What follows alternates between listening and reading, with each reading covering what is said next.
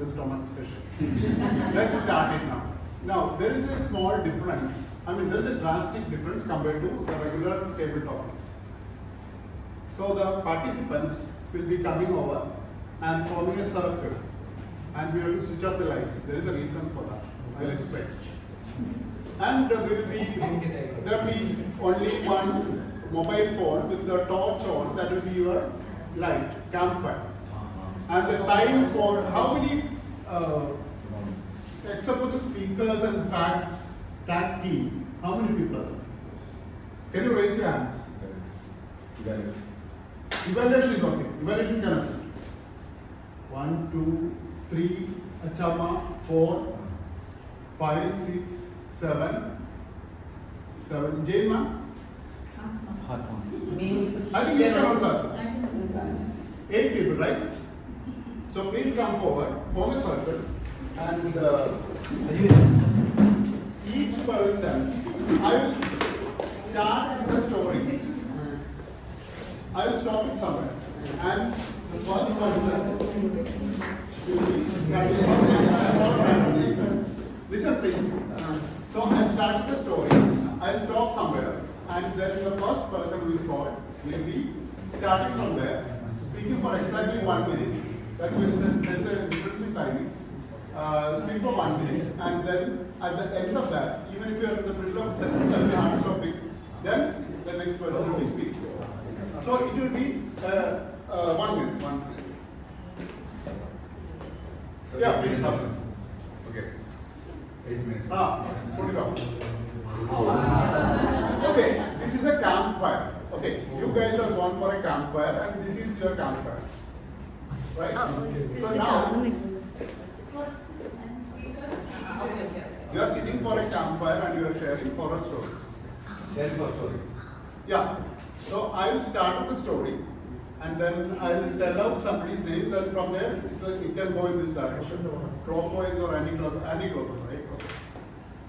So as they sat for the campfire, listen. As they sat for the campfire, Emma found an old photograph in the dirt. It showed a group of campers, just like them, but their faces were scratched off.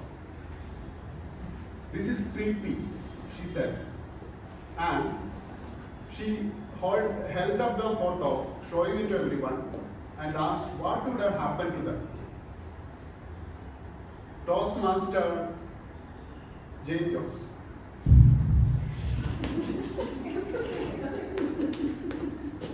Okay, Emma showed the photo and she got scared. She said, "My God, I remember these faces, but it's not coming to my mind. Yes, these were the people who are lost in the forest. I think there was a tiger, a man-eating tiger. I think see the scratches on this man's face. It's exactly, yes, I remember, it was there. It touched the hair, it hit the headlines of the newspaper that day. My God, so scary, and we have come to the same place. I really doubt whether there are any tigers over here. My God, how will we reach back home? It's so scary. Now, do you all remember this?"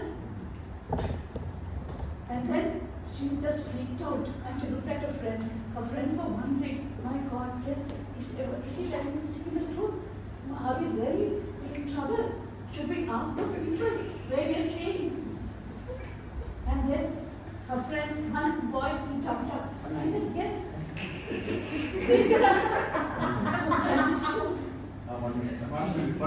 Set the timer. Okay, one boy jumped up. Stop. Sajda ma'am. I was also sitting with them. When I see them, a thing come to my mind. They are not human beings. They are aliens. They are searching for human beings, and they were searching, and they were to pick up one of the person who is really naughty and really not good, and they found Nigel sitting with them. So they focused on him, and they want to pick him to their world because they were lacking a human speaker there. So they when we were all scared to utter a word, we suddenly snatched him and went. We have So, Jazira. There is this girl among the people who are sitting around the fire. This girl's name is Sajila. She's very, very hallucinative. Always thinking about the stories, thinking about the things that never happens. But we are very, very happy that she's there among us. She tells us all kinds of funny stories, horror stories, alien stories to amuse us about her friends, about the people who, and she's a traveler also. She has traveled around the world to many places. So she tells us whatever she has seen there, the horror things, and she adds masala to that. And it is very, very nice to hear her speaking. Very humorous. She's a very spontaneous person with a spontaneous humor sense. She makes us all laugh. We enjoyed every bit of it. And there was another girl called Jane Jones. She's a person who gets excited with the smallest of things.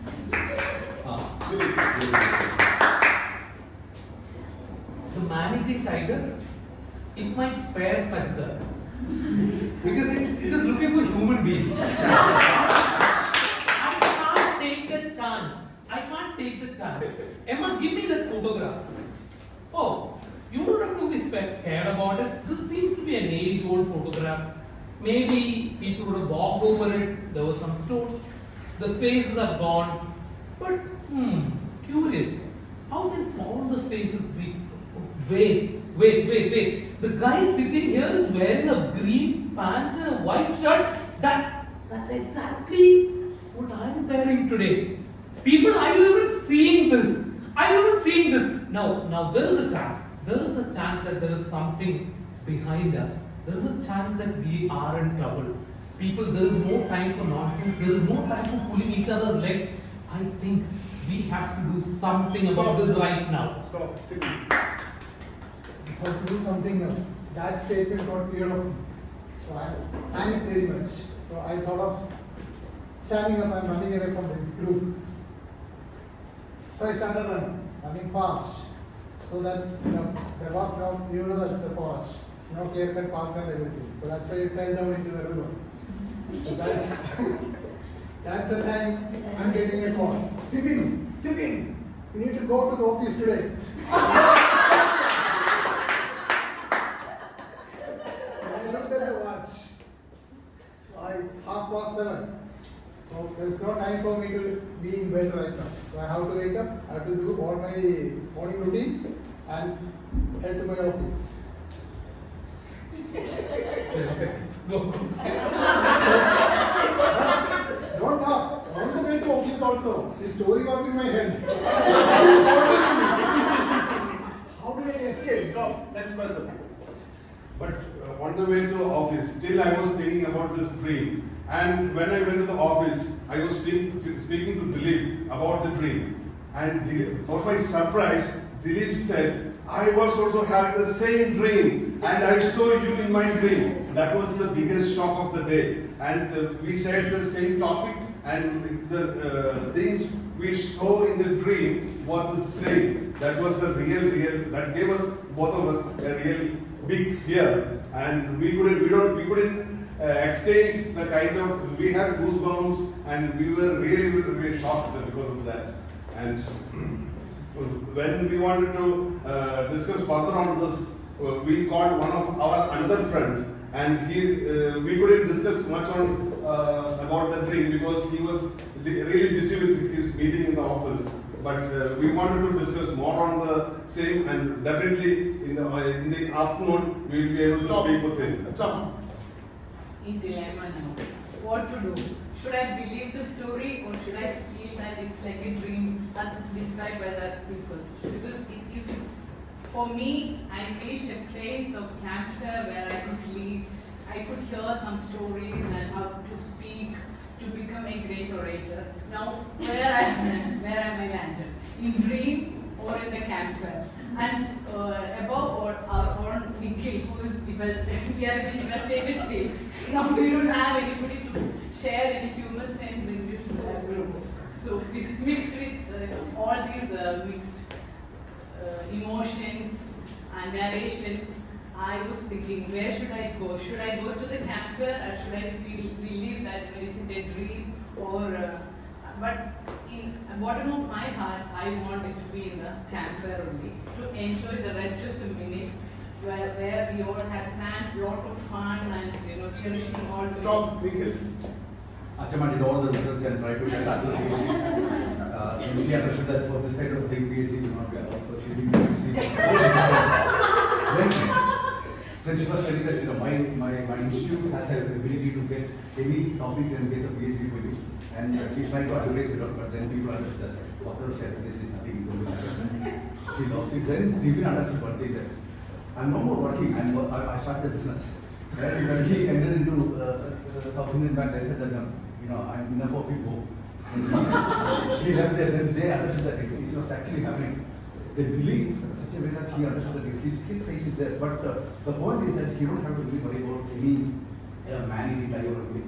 Because think that whatever it is, that person has a limit to it. So by the time he can reach anywhere. Then Sajid is thinking that